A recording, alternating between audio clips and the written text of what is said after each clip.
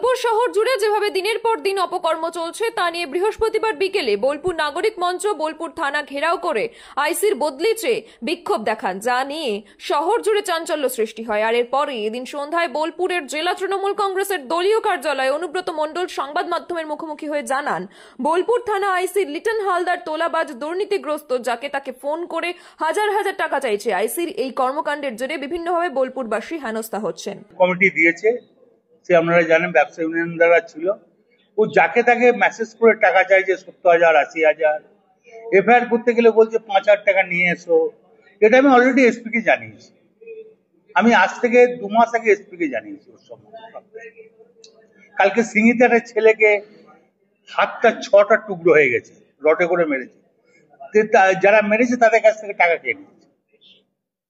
এখন তো অভিযুক্তরা গ্রেফতার হয়নি। হ্যাঁ, 2টো ফালতু লোক অ্যারেস্ট হয়েছে, যে অরিজিনাল স্বপন তাকে এখন অ্যারেস্ট করা হয়নি। স্বপন এবং সঞ্জীব মুখার্জি, স্বপন এরা এখন অ্যারেস্ট হয়নি।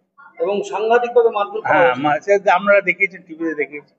এই অরাজকতা বোলপুর শহরে চলছে। বোলপুর তো একটা হেরিটেজ শহর, কি করবো? তা যদি এই ধরনের আইসি আছে, আমি এসপি কে বলেছি, আমি অ্যাডিশনাল এসপি কে বলেছি, ডিআইজি কে বলেছি, সামসিং কে বলেছি, এই আইসি রেজিস্টার সামসিং কে বলেছি।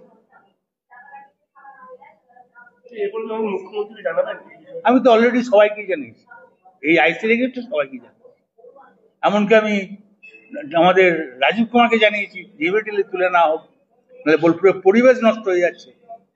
তারপরে রাত্রি 12টার সময় ও যেসব জায়গাতে আড্ডা করে সেগুলো শুনলে অবাক হয়ে যাবে। সেটা তো পুলিশের ডিআইবি তারা খবর নিয়ে কি করে। আমাদের মুখ্যমন্ত্রী, পুলিশ মন্ত্রী, এটা আমাদের পক্ষে হয় না, সাধারণ মানুষকে দিলে আমরা মানা করি। বোলপুরের বাসিন্দারাই এটা করেছে। ট্রাফিক নিয়েও খুব সমস্যা, সব ব্যাপারে মানে 2-3বার করে কেস দেওয়া হচ্ছে। হ্যাঁ, পয়সার জন্য দিয়ে তারপর মেসেজ করে। এবং মেসেজ গুলো তোমাদের দেখেছেন কিনা আমরা জানি না, 70,000 40,000 করে মেসেজ গুলো আছে। আমরা আমাকে দেখাতে এসেছিলাম, আমি দেখেছি, আইসি নিজেই মেসেজ করছে। বোলপুরের পরিবেশ তো এরকম ছিল না, এটা এই আইসিএসএ নষ্ট করে দিল। তারপরে সব থেকে নেশাখোর বেড়ে যাচ্ছে, ক্ষতি হয়ে যাচ্ছে, আর চিন্তায় হচ্ছে, এগুলো কিচ্ছু ছিল না বোলপুরে।